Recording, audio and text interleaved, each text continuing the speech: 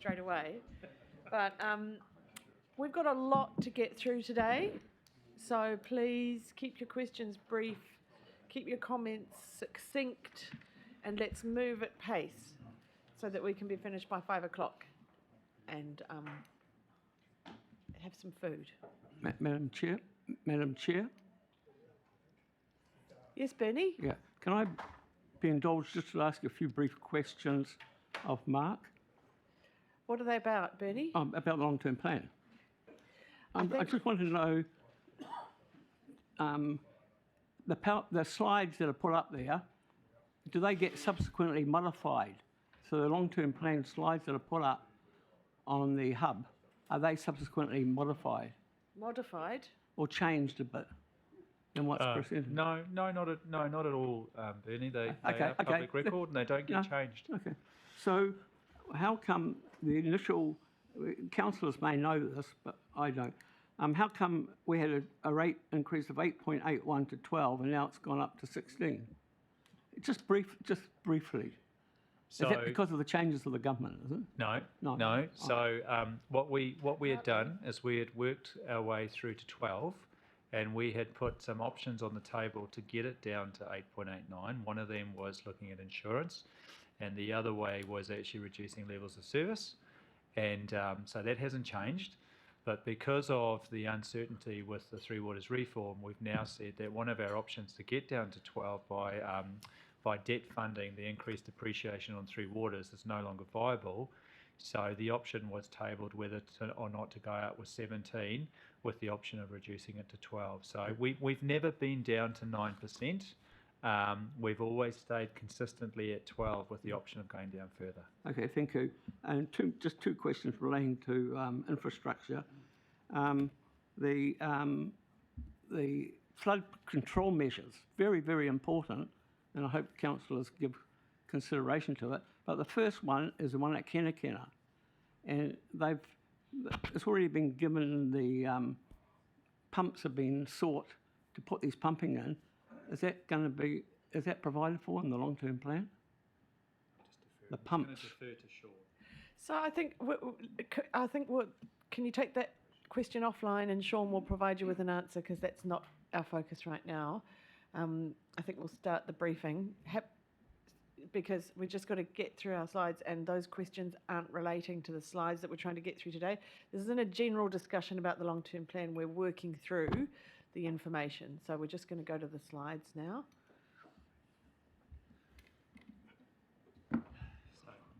Otherwise we'll never get there. So thank you everyone. So look, just given that Tuesday was a really, really long session with over 160 slides, we've sort of, we're not intending to have 160 slides today. So hopefully we can get done a little bit sooner, but it's equally an important public briefing. So what we want to do very quickly is we just have one slide just to recap, because we've actually talked about a lot. We've been through a lot of information on the 7th of December as well as the 12th. So we'll just recap the key discussion points then. On Tuesday we were asked to come back with some more information around what's making up the $500,000 that would be rated for by way of the new climate action rate. That's a targeted rate, but it would be called a climate action rate. And then what's new is the team will step you through the new fees and charges, so by the exceptions, the ones that are either new or need to be increased over and above the local government inflation. Then, as promised, we would like to walk you through the high-level consultation document in its design format. It's not finished, it's where we're at the moment. It'll be just great for you to see how it's shaping up and what its contents will be, and we'd love to get some feedback from you. And then we'll take you through what's coming up in 2024. So big session with you on the 20th of February. There's a lot to get through. There's information to get to you in advance of that. Because when we go past 20th of February, we really are on the business side of the LTP. We adopt the consultation document, we're into consultation, and so forth and so forth. So that's what we're going to cover today. And as always, just please ask questions as we go. So just a recap of 7th and 12th of December. So we went through all the performance measures. We introduced a new concept called impact change measures, which are really sort of pointed at measuring how we're actually delivering on our strategic outcomes. We looked at levels of service performance measures. The targets were then layered over those performance measures, and those performance measures were sent out to elected members in its entirety, and you were asked to provide any feedback as we go.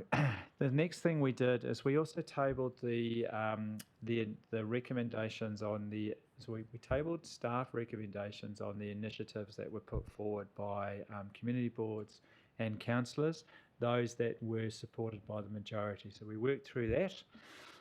We then had a little discussion about the water services reform and how much uncertainty there is, and probably the certainty is that it's not going to plan. And so we talked about one of the options where we'd reduced rates by 5% to get it down to 12 through debt funding, which was going to be sort of a temporary measure because we were going to have that money repaid to us by the Crown. And so that's where we sort of floated the idea and got the steer that we'd consult on a 17% rates increase with an option to get it down to 12. We also stepped you through some potential consultation topics, which we have now included in the high-level consultation document. The big one being, do we rates fund the increased depreciation on the three waters, which takes us up to 17%, or do we instead fund that by debt? So we'll consult on that. We also talked about consulting on the older person's housing transition to a community housing provider. That paper was, those recommendations were passed by Council this morning, and we also identified that Namanu Nature Reserve providing some funding for the facility development was a really good consultation topic. So those, with your steer, we have actually put those into the draft consultation document. And then on Tuesday, we stepped you through the light presentation on the rating system review, and we talked about introducing a new rate, which is a climate action rate. And Sorry, Mark, we're on that slide. oh, sorry, that's where we should be. And we stressed, with the climate action rate, we stressed that it wasn't new money. It was existing budget that we currently fund through a district-wide general rate. We were just reallocating that to a new rate, and we talked about how important it is that the narrative really explains that in the consultation document. So we heard the requirements for a very strong narrative on that. So that just recaps really the key discussion points that we had with you in those two sessions. So moving to the next slide. So we were asked just to table, we indicated to you that we thought so we recommended this new rate, and we said crawl, walk, run, and we had identified $500,000 worth of our budgets that can be absolutely allocated to climate action, and you wanted the detail behind that. So I'm going to hand over to Jing, and Jing will take you through this slide. Sorry, can I just ask a quick question around the consultation agreement around, so are we seriously planning on consulting with the public about whether or not they want an extra 5% on their rates for depreciation? And presumably if you're consulting, you have to tell people what the alternative to that is. Well, overwhelmingly, the public are probably going to come back and say, just borrow the money. Yep. So the steer that we took is, so with the consultation document, you have to put your preferred option. So that your draft average rates increase must include all the preferred options. So we talked about what was the council's preferred option. At the moment, to get to 12, your debt funding, that uplift, that $5 million. But that was because it was going to be, that debt was going to be repaid by the Crown over a very short period. So so what we discussed, and the steer that we got, was actually, no, we would, our preference is to rate fund that, because you're just adding on to the debt and the unfunded depreciation hole is getting bigger. So we would put a consultation document out that said, look, we've had these cost increases to the three waters. It is causing an uplift on your depreciation. We have to rate fund it. That's how we get 17%. However, you have an option to reduce it to 12 if we debt fund that. One of the things that really does get public scrutiny is our debt levels. Yeah, but then we presumably, sorry, I don't want to capture the conversation here, but presumably we are also bound to specify the consequences of going down a borrowing Yes. for that. Yes. Yeah? Yep. Cool. Okay. So you raise a good point, though. Say we get 69% of people coming back saying they want us to debt fund and reduce it to 12. How do we then feel about doing that? Because we have a track record. That's why I said 69%, Nigel. How do we feel about doing that? We have to be willing to act on it if we consult on it.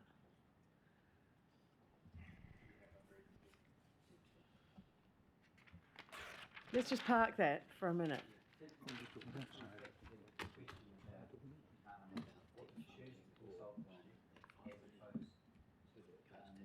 It's already in here, right?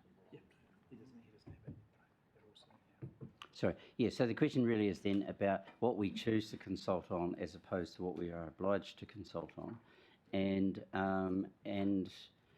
I take Her Worship's point that we don't in any way want to be disingenuous about the consultation process. So if we absolutely have a mind, because we are fully informed that a course of action is the right one, might not be the popular one, but it's the right one, do we then go and consult on that, knowing what the likely response is going to be, and then we go ahead, well, we're going to do this anyway. So that's my question then, is what are we bound to consult on, and what do we optionally consult on? So I think in terms of the when we got to that part of the presentation, I think you already stepped away.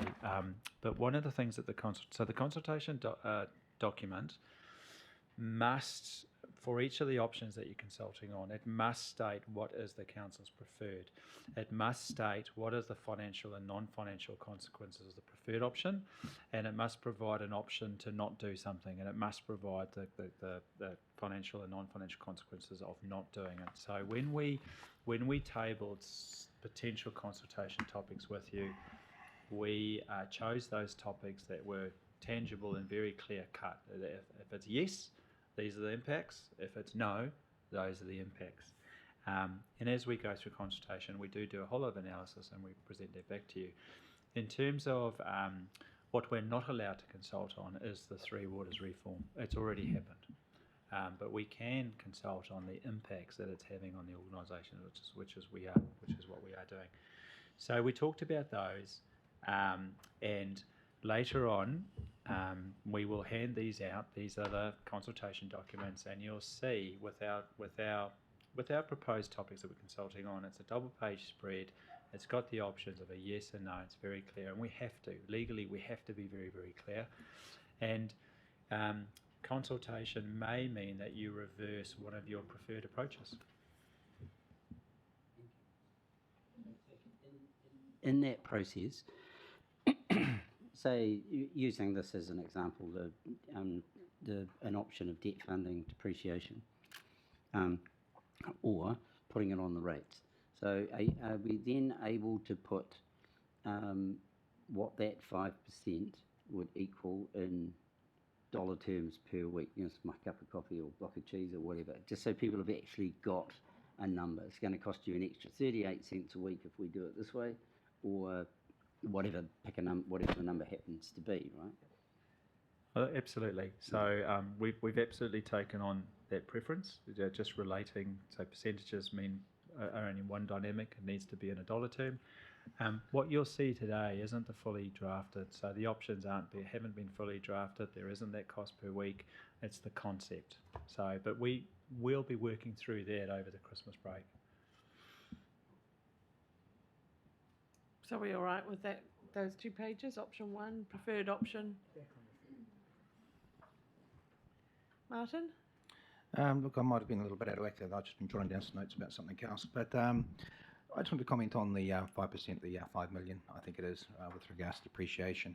Look, I appreciate the point of depreciation, don't get me wrong, but as we've pointed out many times, rating is a very, very blunt instrument. Is a very, very blunt instrument. I don't have a problem putting it into the consultation document, but I'll be inclined to be maybe even asking through the submissions that people do disagree with it, what are some suggested alternatives with regards to things, what are people's thoughts and ideas on other things? Because one thing I've certainly found is, and no disrespect to anybody, is I feel like I've been reactive to the depreciation situation, getting understandings of it, and even, to be brutally honest, sitting down and putting brain time into looking for alternative solutions, all that sort of scenario. Just to be just busy, we've got all sorts of stuff going on and that sort of thing there as well.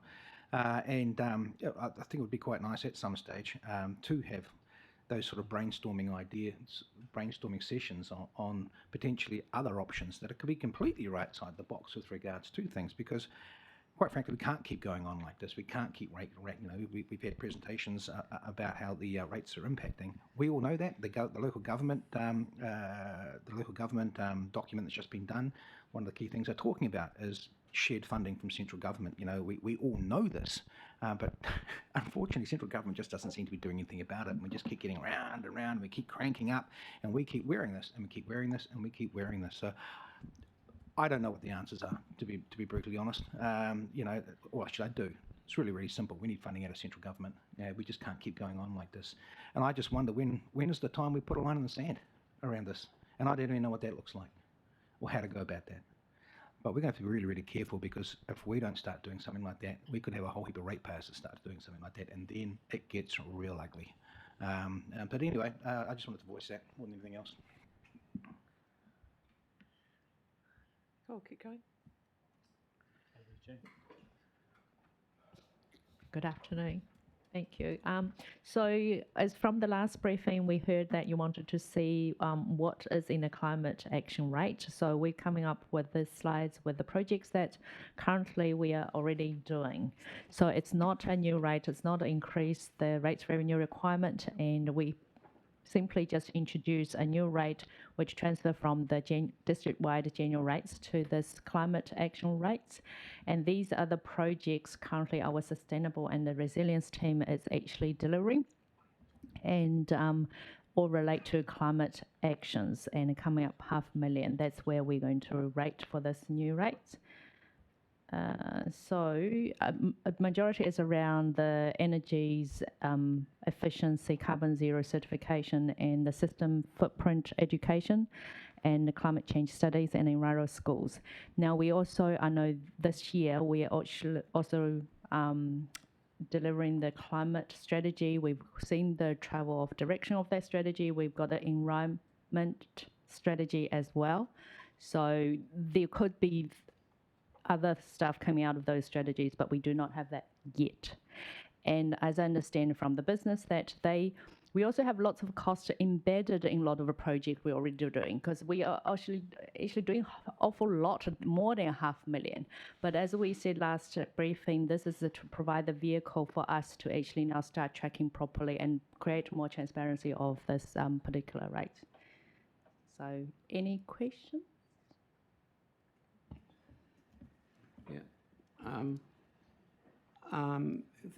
Yeah. What you proposed from a council perspective looks good, but the public may see that completely different.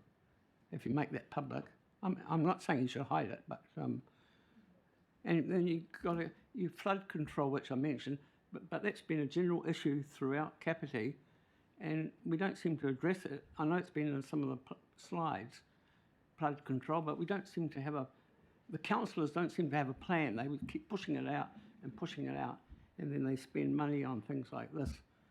And last time it was the gateway. So in other words, the public will get a perception of what they think is right and wrong, and you should always go, my belief is what the public want. What you believe.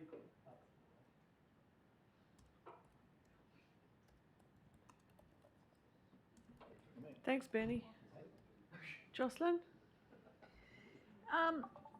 So Jing mentioned the climate change and environment resilience strategy that's being developed, but there's no funding for anything that might drop out of that, or how's that going to work? Because the strategy is not finalised, as I understand. So when I know that Chris can actually probably add onto that about the strategy.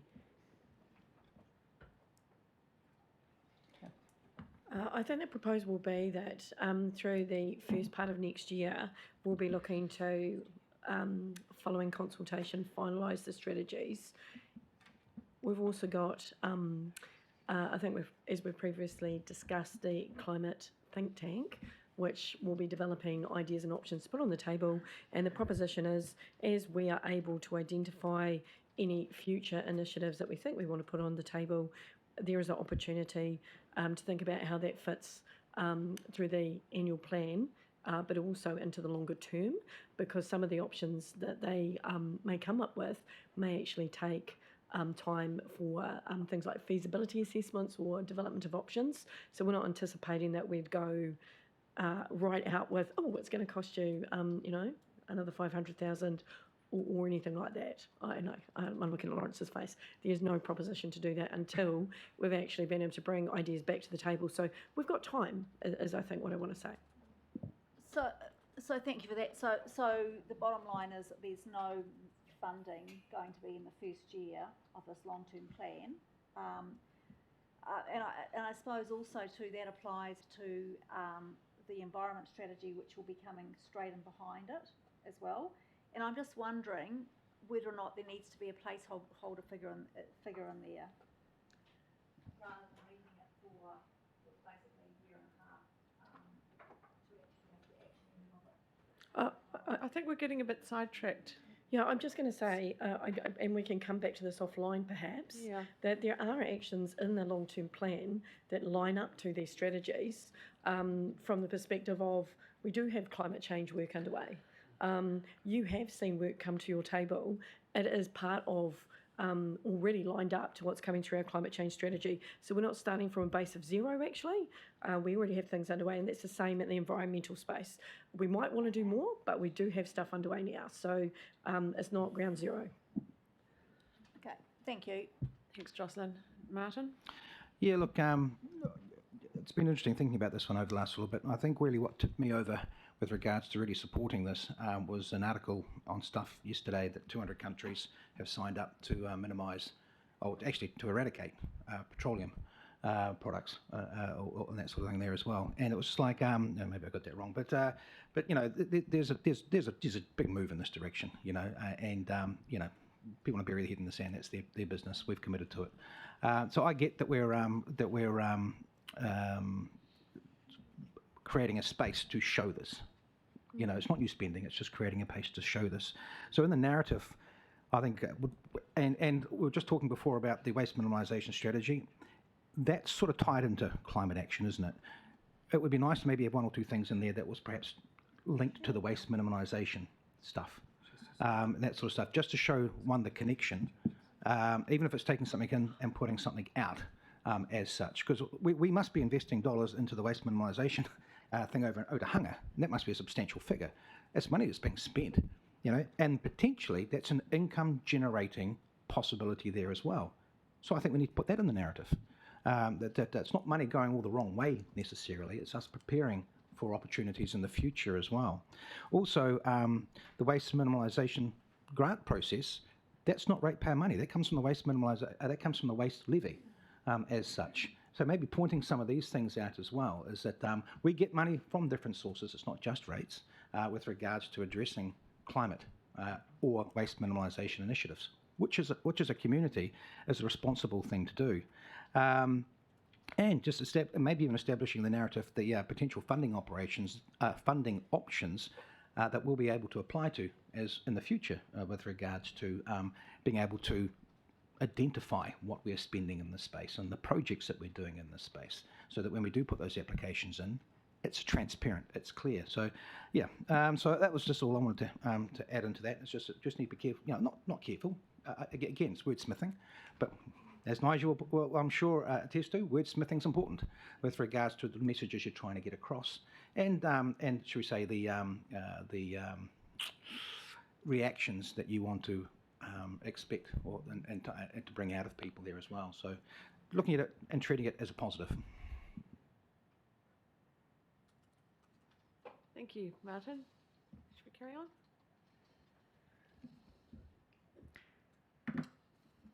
So the next few slides are just the fees and charges by exception. So Paula's coming up to take you through that. Does that mean the stuff we get for free? No.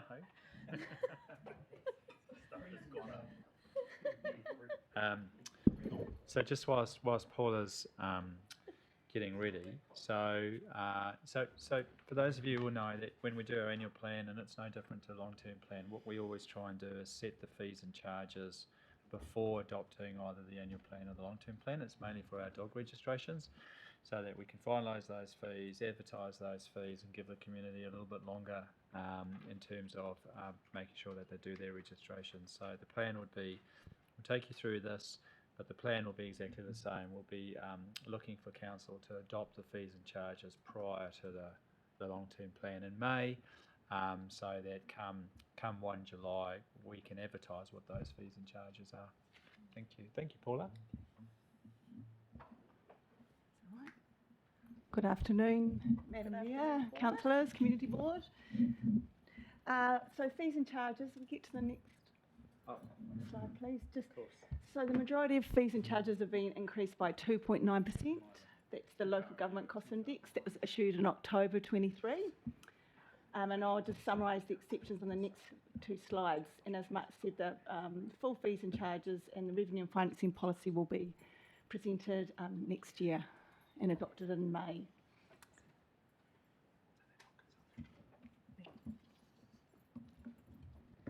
So the regulatory space, we've got a change with the provision of building files. Now that's gone up from proposed to go up from $19.80 to $119. This is due to the supply of the services taking about an hour of staff administration time. Customer complaint investigations, so $179 per hour.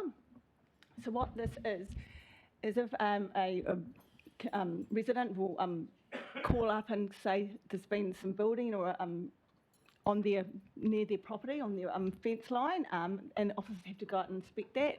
And if that triggers a building consent or resource consent, then that charging regime will start from there, and the person that's doing that work will be charged. No, it's not the complainant, and James can give a bit more detail about that. No, it's not that. It's not. It's the person that's What about doing if you the want work. to complain about that charge? You get charged for that? So Sorry. that's in the building consent and the resource consent section. So yeah, if it triggers a resource or building consent, then that's when the charging starts, and the clock will start. No questions on that one? I'll just keep going. Paula, just Yes. because it's a change and because it's a dramatic change, you think it goes from 19 to 119. So currently we're charging $19.80 an hour.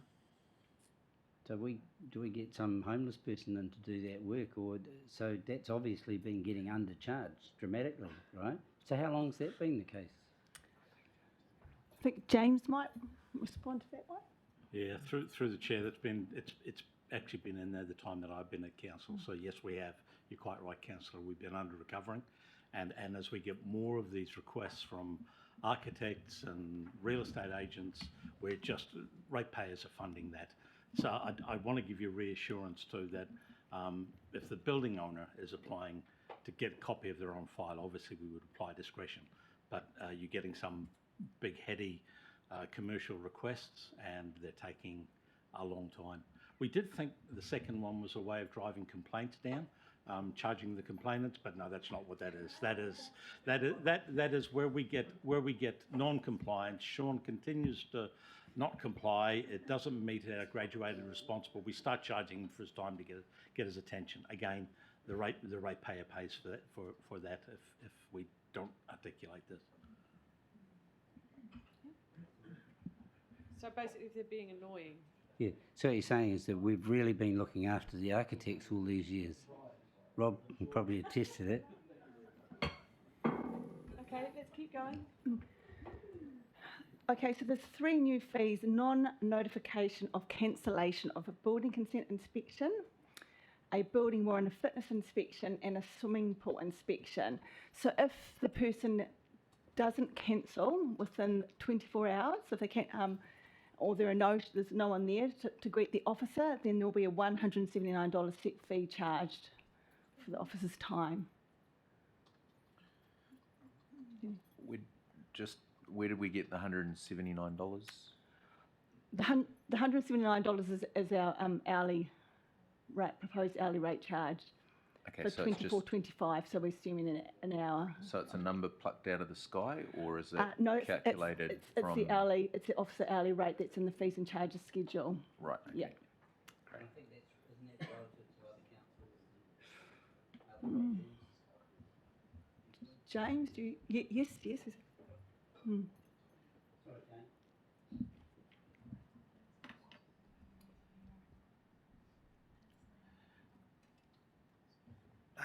Quick question I had.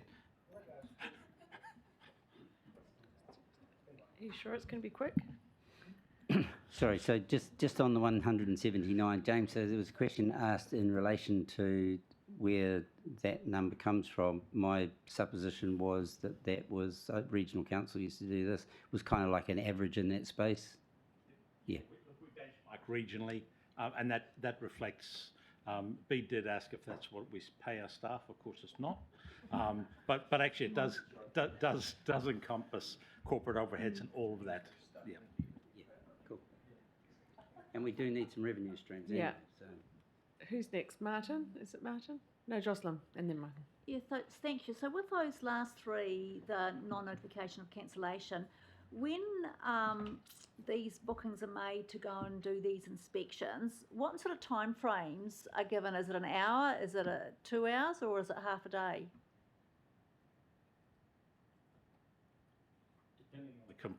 Depending on the complexity of the site, they can be anything from half an hour to a couple of hours. But I would say usually around the hour mark. Yeah, that wasn't actually quite what I was meaning. So that when you make an appointment for someone, the council office to go out there, do they say I'll be there with between 10 and 11, or it's between 9 and 12, or what is the time frame? Because often, pardon? Yes, because often when there's a wide gap and someone's running behind time, it's actually really problematic to get the two to meet. I would have thought the builder would have been on site building the building, and I don't want to guess at the time slots, but they are slots, and they book in a couple in the morning, so there'll probably be a couple of hour bandwidth. But this is about them not cancelling the inspection, so that we can then book somebody else in. So this is that inconvenience factor, not only for the inspector, but for other customers who might be ready to have their building inspected. Thank you. So somewhere in the service charges, service schedule, as it mentioned, the I suppose the time frames. Jocelyn, this is such a level of detail. I know, If we go but into this level of detail on every one of these, we are not going to get to the end today. I have not asked a lot of questions. So I'm not commenting on the number of questions. I'm just commenting on the level of Okay. detail that you're expecting with these. Yeah, I think follow up on that one, Martin. I had a similar question with the swimming pool Oh, one. please don't go into. I know I won't go whole into too much detail, level but, of but again, you get a lot with the telecos and that sort of stuff. I will be there in the morning, and they're not there all day. And if someone takes a day off work to do this. So I guess from the pool inspection, you won't have a builder on site. Do they have specific time slots for that as well? I'm picking they do. It's just clarifying, but it's not like So are there specific My question is, are there specific time slots for I'm pool going to take inspections? this offline. I'm not going to talk about what time the inspectors turn up. Don't forget, For you're at the moment, asking we're us to looking support, at- you're asking us to support this. That's cool. So I think from what James said before, we don't have an answer to specifically what the arrangements are for meeting the inspector on site. We're going to have to get that information back. If you need that information to make this decision, I personally don't. I'm just well aware of the complaint situation and the public perceptions that are out there, quite valid, in this particular space. Okay, I'll let James respond to that. Yeah, I'd welcome those complaints to be forwarded through to me, Martin. I think there's a myth that there's lots of complaints about regulatory, so I'm happy to receive any of those. I can assure you the staff are ultra customer focused. They are one of the most customer focused councils that I've worked in, and they will not be running late and showing up and then billing someone who isn't there. I can absolutely hand on heart give you that assurance. I will get you the detail of whether they book them in 2-hour slots or whether they book them AM, PM. I'll get you that detail hopefully before the end of the day. Okay, moving right along. Okay, we've got a new fee in the lab, and that's for report documentation when staff check and authorise results in a report format. There's a new charge there for $25 being proposed. And also there's some new requirements under International Accreditation New Zealand, where they need a sample bottle, they need it washed, sterilised and packed, and that's a $5 bottle charge. What kind of packaging do you use? Sorry. Sean? Moving along. Next one, Mark, please. I think Sean answering? No, no. No. Libraries. So the activity manager has proposed to remove the DVD hire for single multi-DVDs. It's a declining revenue stream. And if we remove that, it would be an $8,600 impact on the rate. So very, very small. I haven't put a percentage there because it just isn't a percentage. 0.00000. Yeah. That one. Swimming pools, there's a change. So in a spa or sauna, in addition to pool entry, it's proposed to go from $2 to $2.50. Now that hasn't gone up for years and years and years. The current activity manager's time, 5 years, it hasn't gone up, and I can't recall it before that. And shower as well, proposed from $2 to $2.50. Another new one, it was raised last year, the entry fee for clubs per person, $2. This will exclude the learn to swim lessons, and that is, if it was approved, it would be a $35,000 revenue impact or 0.04% less on the rates. And there's also been an option to add a concession card to of 20, which will make it $35, $75, I think it was. We'll just get to the end of the slide Yes, and then let's- I'll take questions. Okay, so that's it. Housing for older persons. Yeah, sorry. Can I? I'm just going to get to the end of the slide and then I'll take your question first, Bernie. Just want to get through each slide. Housing for older persons. We have an affordability model, so it looks at the net income, looks at eligible subsidies, and we make sure that doesn't go above 30% of their net income. Last year we didn't increase the rent due to the larger superannuation increases due to cost of living. This year it's been proposed to do that and still meet the 30%, so it means that rents for individuals would be proposed to go up from $181 per week to $234. That is around $20 a week impact on those tenants year on year, and for couples $263 to $347, and that's a $38.50 impact year on year for the couples. The revenue impact on that is $193,000, so it makes a 0.21% rates impact or decrease. At the moment, our revenue financing policy, which we brought back next year, has a 55 to 80% private funding, which means rates cover the balance. At the moment, we're in the low 60%. Even doing this increase will only get us into the 70% mark. That one. Okay, is that the end? That's just that one. Yeah, We cool. leave that one for now and have a brief. leave And that one up, and I've got Bernie. Yeah, well, for a start, complementary to these fees. The word concession, I remember Councillor Halliday raised this, and Parks and I think Mike, you said that you would change the word concession when it was raised once before about the fees.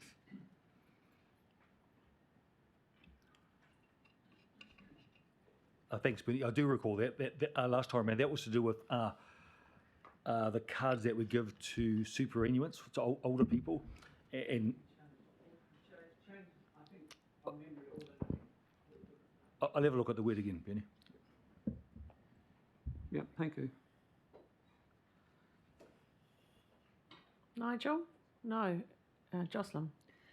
Yes, so first of all, into the swimming pool section, the new entry fee for clubs per person $2. So that will impact the Waikanai Swimming Club. And so is that correct? no, Steve, did you want to respond to that? So we, it will affect.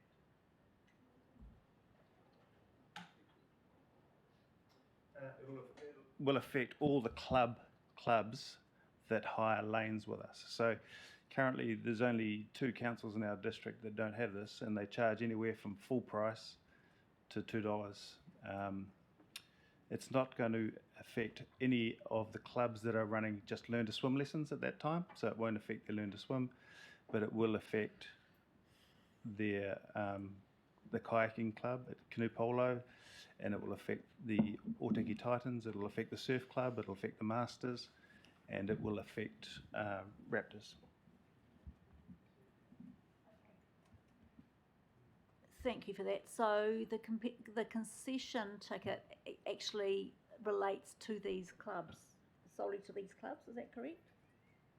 Or any other hirers that we get in that space to hire lanes that, yeah. My other question relates to these hall changes in hall charges. Obviously, there's lots of numbers there.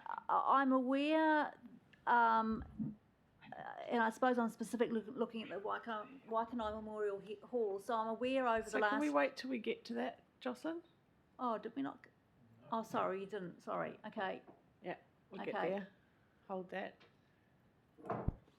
Martin, or I'll go Martin, because you've got to take off in a minute, eh? So I didn't get a chance to work any figures out. This is more around the housing for older persons. So I think we get policy at 30% of income. Is that right? Is that what? So I'm picking everybody in there as on superannuation. So this figure is in line with that, and does it factor in or does it factor in the accommodation supplement as being part of the 30%? Yes, it does. So my next question is just for housing, if you don't mind me asking. If we have new tenants come in, do we help them apply for that?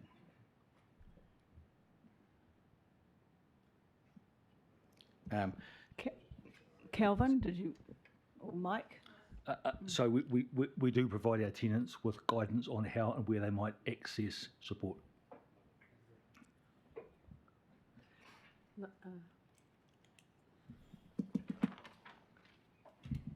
Nigel. Yep. Yeah, I remember getting some feedback about that.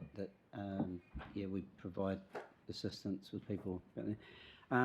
Just to note that the net increase for an individual is $1,000 a year, and the net increase for a couple is $2,000 a year, which for people on that level of income is really significant. So all but $20 is being covered by a government agency. $20 a week to somebody on a low fixed income in that situation is significant. Myself personally, I would make a case against that. But and the other one is when it comes to the swimming pools. You know, we are the Kapiti coast, so water is a big part of what we do and why we attract people. And it just seems to me like there's a significant number of people who are going to be impacted for what is really a very small increase in revenue. And I just wonder sometimes if you're not just buying $35,000 worth of really bad publicity, that it might be.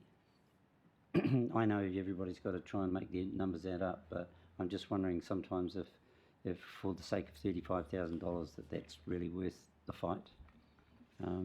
Anyway, just those are a couple of I points. had that thought too, to raise, actually. yeah. Also, if you're wanting to go in, you can't just use your $2 coin anymore. You've got to have a 50-cent piece. It looks like a bit painful. Mike? I'll just comment, thanks, Your Worship. Both for older persons housing and for swimming pools, we are within the range that is in our revenue and financing policy. So we're exactly doing what we should be. In fact, with pools, we're a little bit behind in terms of what we should be recovering. So older persons housing is about right. In fact, what we're trying to do here is to actually recover at the thicker end of the scale because it takes the pressure off rates. So for older persons housing, we're well within the bands. For swimming pools, we're actually just slightly below what we should be recovering according to our policy settings. So if we want to look somewhere, it's probably our finance policy settings that we need to look at rather than the actual dollars that you see on the screen.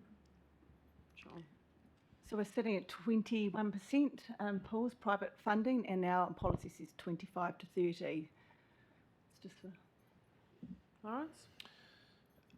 Just a clarity for me around the new entry fee for clubs. I remember when we did flip fees and charges earlier this year, we had at least one submitter who came in who was a private tutor in swimming, and one of their pupils, when they come to that, or when their students, when they come to it, they have to pay full entry fee plus the cost of the lesson.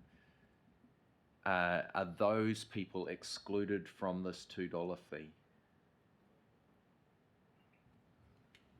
Or are they going to have a reduction in the fee that they pay when they come in the door? So instead of a full price, they'll be now $2.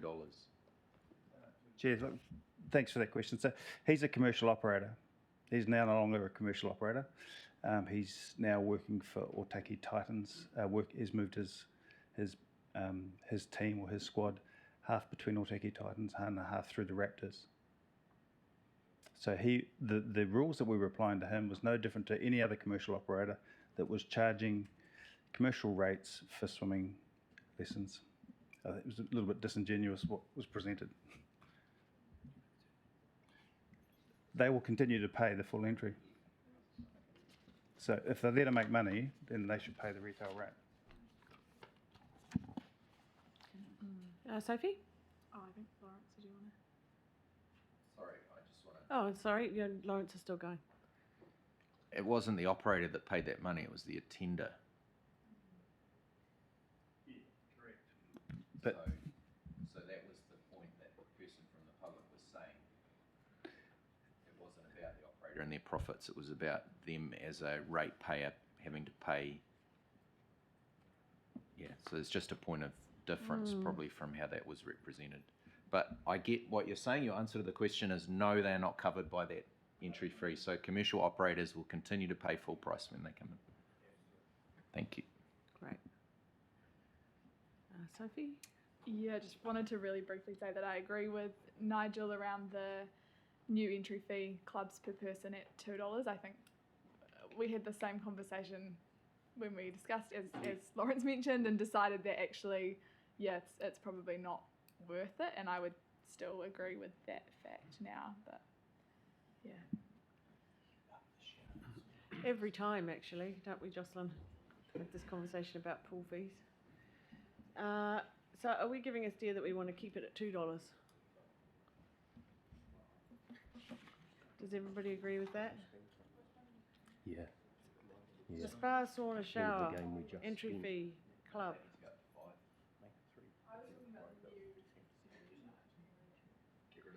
Get rid of the new charge.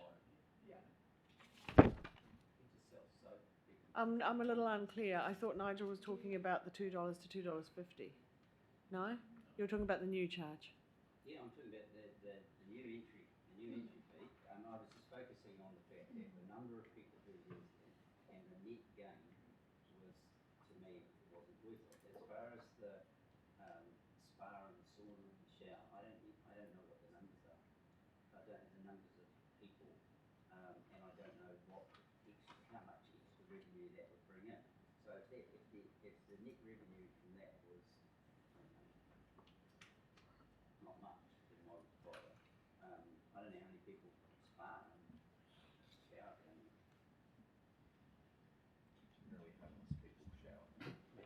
Well, that is an option. Do we know? I'm getting a bit into the weeds a bit here. So the people that use through the chair, the people that use the showers are anyone from that's having a kitchen or a bathroom renovated, to the occasional homeless person or freedom campers or whatever.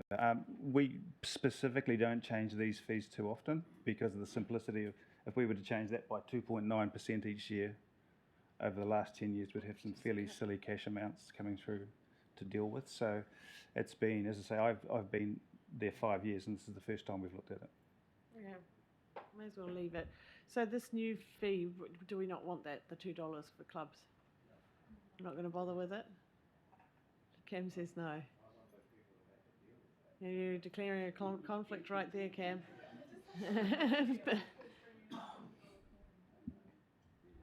Yeah, I think we're saying we don't want that new fee. Is that right? Yep. To $5.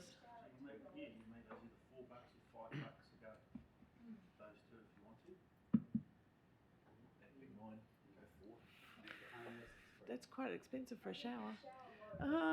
Bede. Yeah, I agree. Keep the shower low, but spa and sauna high seems fair.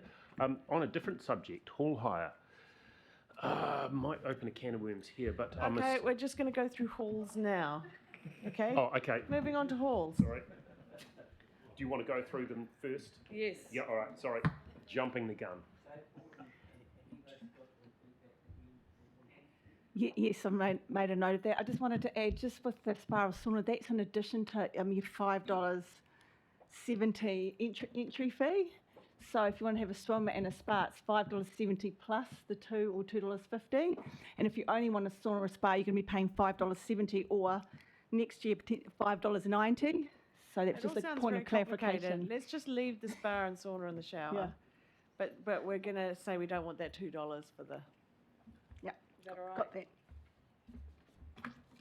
For the homeless people, Lawrence. For the homeless people. Okay, halls. So halls.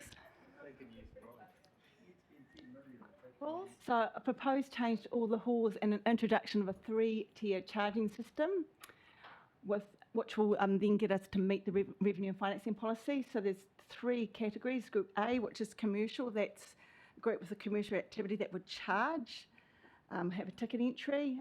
Group B would be a social group, like a party, 21st birthday party that didn't charge. And Group C is a community group, a registered charity, a church, that sort of thing. And so all those fees, if we did adopt the 3-tier charging system, Group A would be 23, 24 plus 50%, Group B plus 30%, and Group C plus 20%. And that makes a rates impact of $80,000 or 0.09%. When next year you'd see the full schedule with those changes in. And we've also got data from Porirua and Wellington, and they have these 3-tier charging systems as well.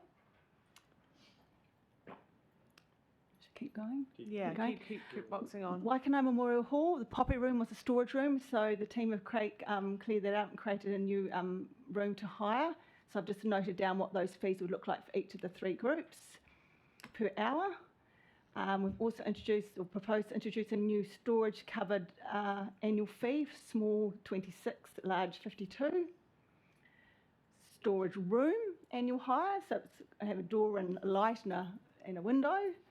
And that would be, in the terms and conditions, it would be depending on the size of that room, $18.80 per metre square. That's based on the operating costs, average operating cost of the hall, of the halls. Another one, new acoustic panel hire fee, $30 per booking. If you lose or damage your access key or card, it's a $30 charge, which would be added to the conditions. And there was a discounted hourly rate if you booked for more than 4 hours, proposed to remove that. Okay, Jocelyn and then Bede. Yeah, thank you. So there's lots in here. I suppose the only way that I can get my head around this is thinking about the Waikanae Gymnastics Club. I know that they had a massive fee hike last year. And I suppose really what I'm interested in knowing is how much are their fees going to go up this year as well, given I suppose removing that 4 hourly discounted rate, hireage, and I'm not sure what group do they fall into? I'm not Commercial? Sure. They're business, aren't they? No, it's a What Kelvin here answer detailed questions.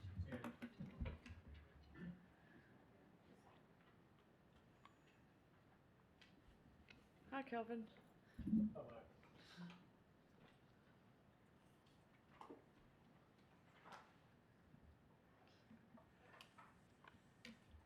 Right, so they would be in the clubs, so they would be part of the Group B. Social. Yeah. So that means that they're having a 30% The increase, is that right?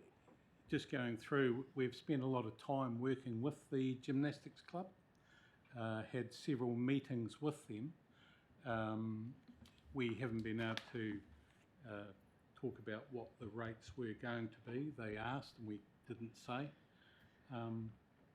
We have worked with them. They were affected with the floor that was replaced, and we worked really hard with them to try and give them a place to operate, which they did do.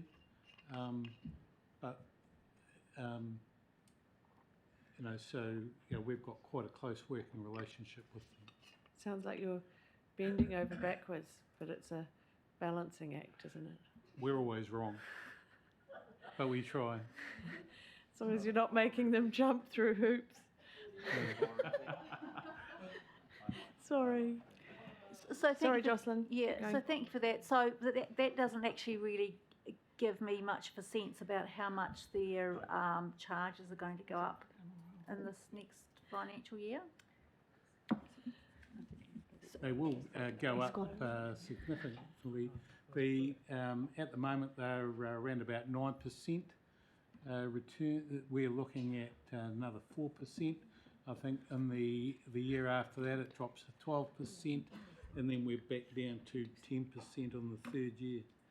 So it'll be over the 3-year period, it'll be up 1%. How much deeper can we dig into this one before we stop? So I'm not sure what the 9% or what does that actually mean? Mike's going to help. So just to be clear on what Kelvin's talking about, there is our target for private-public split is to target between 10 and 20% private. So what Kelvin's talking about is with these proposals next year we would hit 13% cost recovery in our target of 10 to 20%. In out years that drops down to 12 and then 10%. So Kelvin's trying to explain that these price increases are just keeping us within, in fact in out years they're not, but just keeping us within the tolerances that you have set for us to recover costs from users of the halls. The gym club's a bit different, Councillor, because Waikanae Hall was a bit of an outlier until last year, and we did a big correction that did impact on them, and this is going to impact on them again. And that's unfortunate, and maybe we could look at ways that we could step that. But what we're looking at this at is from an overall perspective rather than on a club-by-club perspective. So overall, we're only just recovering the tolerances that you had tasked us to recover. Over. Through the chair, could I just add that Waikato Memorial Hall is currently $17 an hour and will go to $22.10 an hour. So it's an actual example. Reasonable. So I have one more question. So you're saying after the first year it'll go to 12 and 10%. So that's actually dropping back rather than added on to the 30%. Will be dropping back down. Thank you. Great, thank you. Bede? Yeah, so maybe flag this as a conversation to be had rather than trying to deal with it today, but just using Raumati South Residents Association as an example, where we've got quite a long-standing, I guess, customary use of a hall facility, where people in the community have quite heavily invested over the years. Suddenly, usage is changing on them and perhaps fees being added where they feel they're not fair. I think there's probably still some conversations to be had in that community about how that functions. Have flagged that and probably would like to follow up with staff about that. So I would hope that those conversations can be had before these fees are implemented.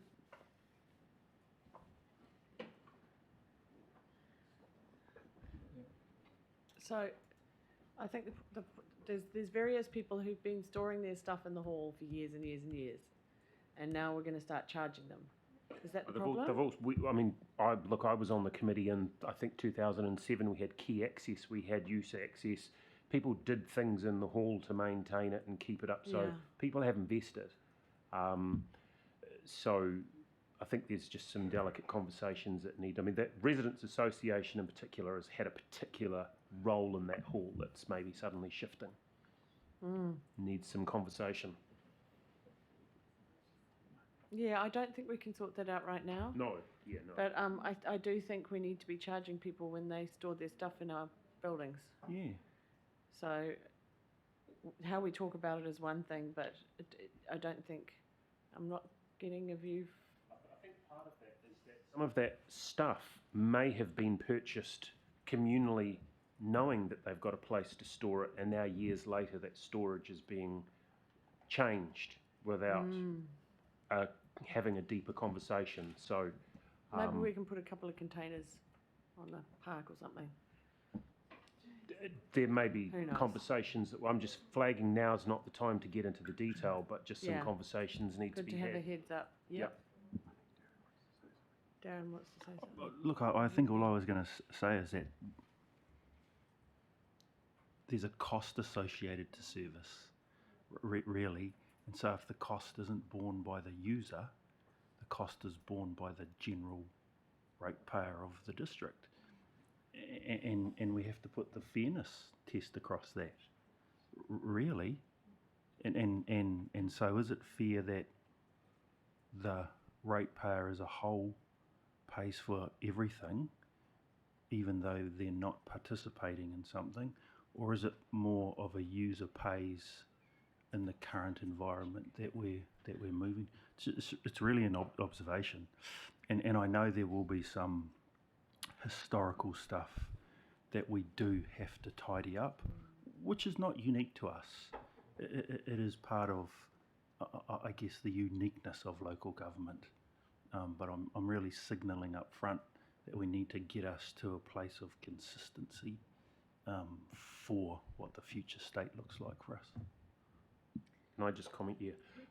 Period of transition, I guess, isn't it? I take that on board and absolutely agree fairness is important, but likewise where people have invested in an asset over years on the basis that they had certain usage rights, then to suddenly change those usage rights is very jarring for a community. So I guess I would flag, I'm keen to have those conversations to make sure that communities can move forward. So we And can if they pay, they pay. But ease through this period of transition. Yeah, thanks, Bede. Yeah, really good. Nigel? Yeah, I mean, I'm long been on record of saying that community halls should be free. to the communities. Commercial, as far as commercial hire is concerned, I would personally suggest that all of the rating recovery that we're looking for should go into that category. There's a couple of sensible reasons for that. One is that when for a commercial function, for instance, there is usually someone's meeting the bill, which for them is a tax deductibility. That's by the nature of it being commercial. Whereas for the idea that we charge any community group at all anything to use their hall, some of whom had a hand in building them, just seems to me fundamentally wrong. I mean, we've got an example down, say, on Tennis Court Road. A friend of mine made a music video in that hall, and lots of people the community turned up. It was fabulous, right? Now, that would probably fit under commercial, or No, that would be community. well, I would think absolutely it's community, right? So it's about, Darren's right. These things come at a cost, and somebody's got to pay.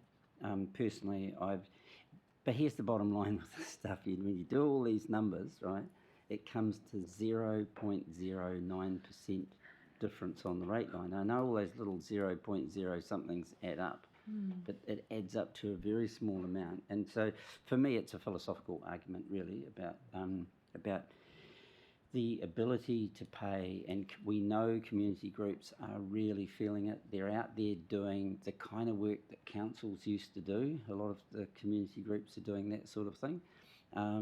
These are the very groups that we're trying to encourage and not discourage. And a good example was when the community centre that we had over here, Nahina, when that got closed down, and that used to have like the Stroke Foundation, and there's a whole myriad of groups. And a lot of them, instead of going to one of our halls where they had to pay, they went back to the kitchen, somebody's kitchen table sort of thing. So the whole point about community halls is that they get used, they get maximally used, and a lot of them are underutilised because of cost, particularly to. So anyway, for me, I would be whacking the commercial cost, recover it from there.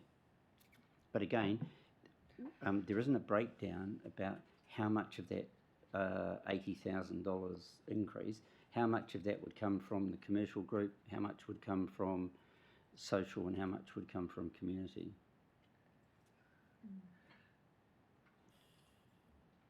So, for instance, I suggest that, say, if it all came from commercial, how might that play out?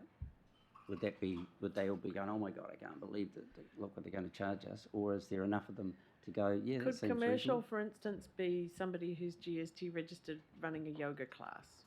Or would that be community, or would that be social? I know what you're thinking, commercial, big businesses coming in and selling computers, but that's not the reality of it, is it? And you can have some things in some of the halls where they're booked out for a weekend for a commercial, like spa pool or something like that, but they come in, and they vary. So, projecting at times, it can be question mark. So are you seriously suggesting making halls free for community groups? Is that something you're putting on the table, Nigel? Does that have general support around the table?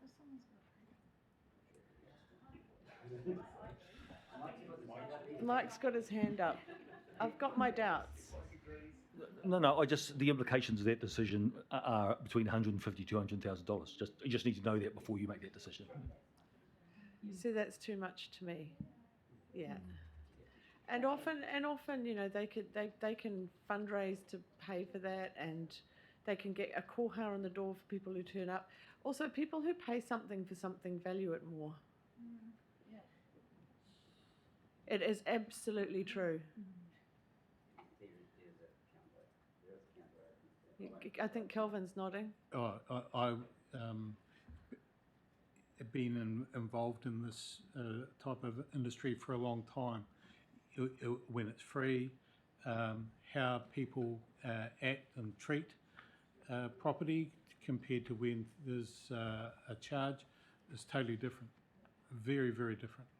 And the costs incurred are quite dramatic. Yeah. Yeah. Sorry, just to finish my point there, the most valuable thing I have is a New York Yankees baseball, which was a gift, and I consider that the most valuable possession I own. So, and I'm not suggesting that these halls be free for everybody at all. I'm suggesting that commercial pay, and commercial pay more. So, for sure, I'm not saying just make it free for everybody. There has to be a cost recovery, but because we don't have a breakdown of the numbers, I don't know what that impact would be, and I'm not quite sure who it would be impact on. So the guy that comes along and sells his Turkish rugs for a weekend and sells $200,000 worth of rugs, I'm perfectly happy for him to be subsidising the Stroke Foundation or whomever used the, So I'm not saying they should be free for everybody. You saluting or putting up your hand, Mike? He's saluting, I think.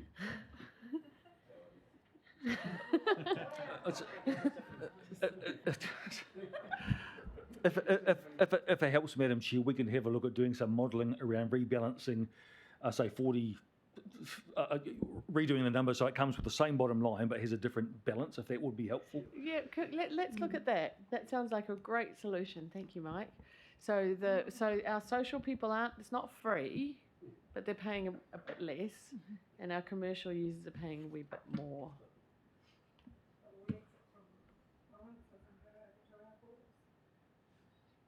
Yeah, the other thing is when you make it free, people come and go when they want to too. Like when we were trying to set up for Anzac Day and Paikapunuki and the dance class turned up. Our experience of just with our facility, if you make it free, people tend to not show up, and you've declined other bookings. They can leave and walk away from bookings, and you've put all the money into setting up of your staff time and everything, and then they don't show. That happens a lot, and we have to put in our contracts penalty clauses for people not turning up because we've invested money. So I'm personally not of opinion that free is a good idea for anyone. When you're talking about an asset that is a community asset that we need to look after. So I think we've come to a compromise which is cheaper, not free, or by comparison to the commercial users. Shelley? I don't think things should be free, and I think we've because, let go of the free. but people can come to the community board for money. The other thing is, do we actively market our spaces and halls and stuff to commercial entities so that we get more revenue? Is that a part of a plan to?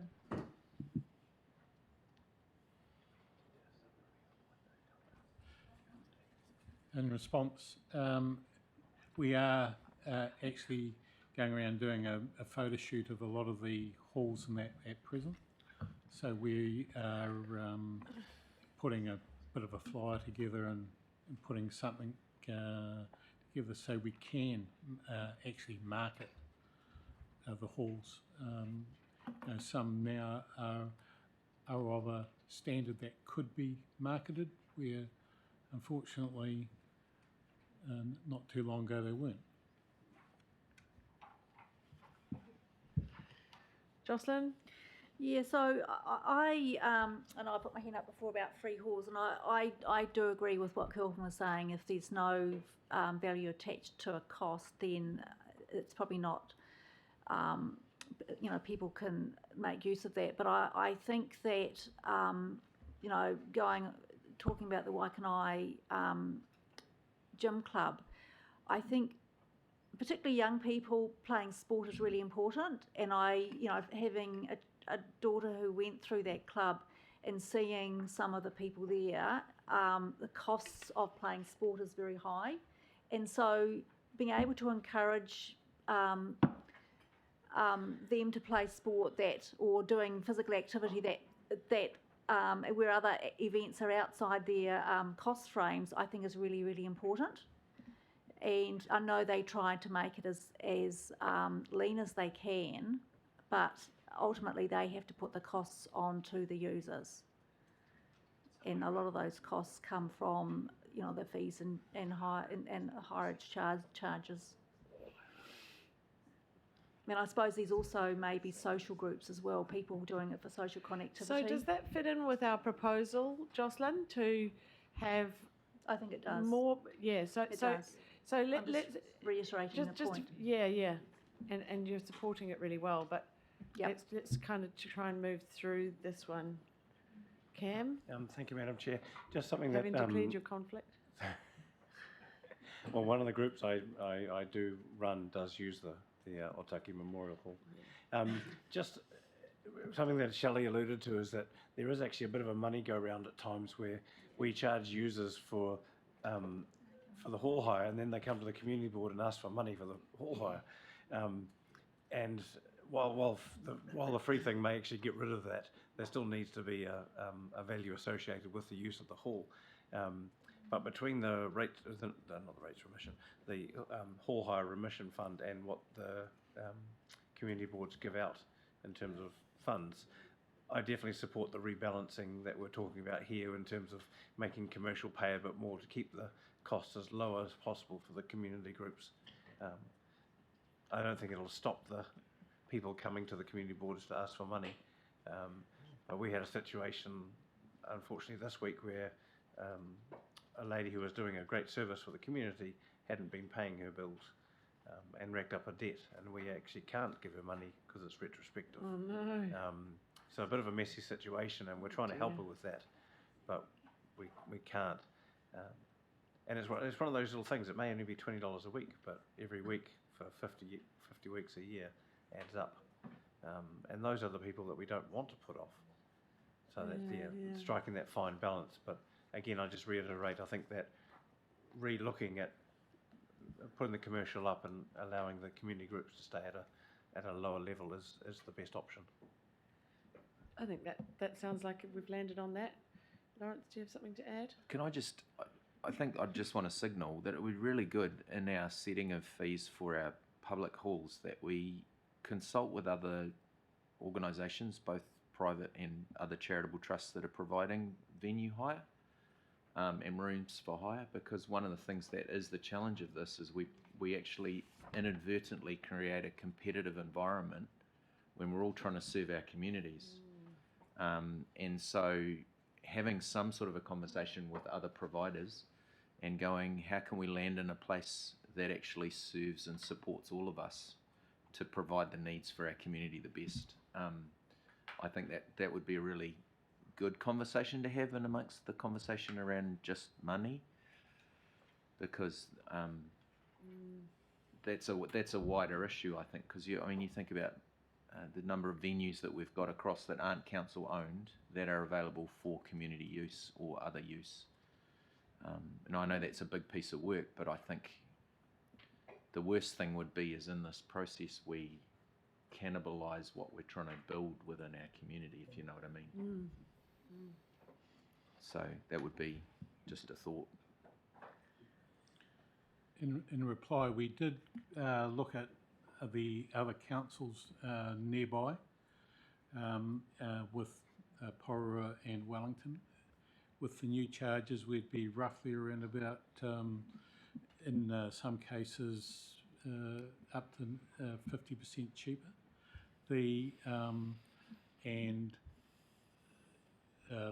Looking at with the model, with the percentage, and keeping within the range that is set, we were thinking we were trying to keep the rates as low as we could, especially for the likes of, it's been discussed at length, the Waikanai Gymnastics Club. So in some of the halls, the costs going up are around about $4 per hour, from like Parapram from $17.50 to $21 So, the increase, we've been trying to work to keep it as low as possible for the user. Thanks for that insight, Kelvin. I'm going to move on from halls. I appreciate that. Can I just I appreciate you've consulted the other councils. I was talking about other community organisations locally. Because what we're talking about is what's our vision for Kapiti in terms of providing the needs of our district, in terms of venues for our community groups to use, for our social groups to use, for our commercial entities who want them. And are we doing that together or are we doing it in competition? Are you saying point taken, Mike? Yeah. Point well made, point taken. Martin, you had your light on. Again, so my apologies, I've been out of the conversation and that sort of stuff, but just, I guess, endorsing what Lawrence was talking to. And so here we are. We celebrate the fact that we're community-minded. We celebrate the fact that we've got a fantastic community here. And I appreciate, I've noticed that as well. It does feel like a little bit of a money go around, but I do appreciate the process with regards for the reasoning of that. I guess you weigh that up against all the volunteer hours that goes into running a lot of our community events and community halls and that sort of stuff there as well. And some of them feel like it's a bit of a slap in the face when they get a charge. It doesn't matter what that charge is. And being able to accommodate or use our discretion to accommodate those community groups that are perhaps also looking after the halls from a security perspective might be something to consider, but that's something to maybe discuss as we progress down the discussion. Cool. Okay, we're moving on to the consultation document. You don't want me to summarise? Could we just summarise? Yeah, that'd be great, Paula. Thank you. Yeah. If I could just summarise, so the support for all the fee changes with the exception of the club per person $2 fee, and in terms of the halls, we want to remodel that so that the community group is just LGCI increase, and we're trying to up the commercial rates, but still so we're not having a rates impact. And I've also got just discussions, communication around storage with the Residents Association, particular halls, and looking at other providers. I got that all? Yeah.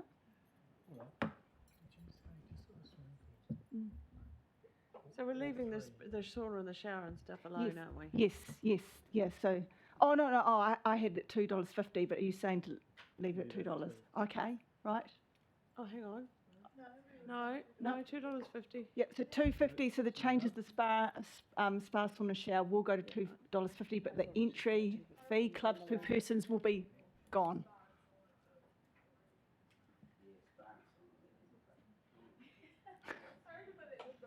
Oh, we're nitpicking, yeah. Just remember, they do pay if you and I want to go in for a sauna, it's $5.70, going up to $5.90 just on its own anyway. So, but then if they want to have a swim, it's $5.90 plus $2.50. So, I think as soon as it started getting that complicated, let's just leave it. Right. $2.50. Not the new one. Thank you, everyone. Thank you, Thanks, Joe. Paula. Thank you. Thanks, Paula. We'll just ask Cheryl. Oh. Actually, it's now a good time to have a little break. If you would like to, we can. Do people need a little break? I think I need a little break. Yes. Come back at 10 past. Come back at 10 past.